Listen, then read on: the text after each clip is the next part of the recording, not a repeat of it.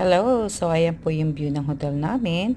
At makikita niyo po, medyo kulimlim. At ito po yung room kung saan po kami natutulog. At ngayon pong araw na to, kami po ay mag-check out na. So, ayan ang TV. At ayan naman po yung table, salaming. At ito naman po yung sa kapihan. Yung alam niyo na po.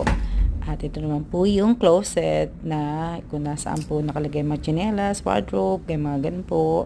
Yung aming mga luggage at ready na po kami mag-check up ngayon. At ito naman po yung bathroom. Kita nyo.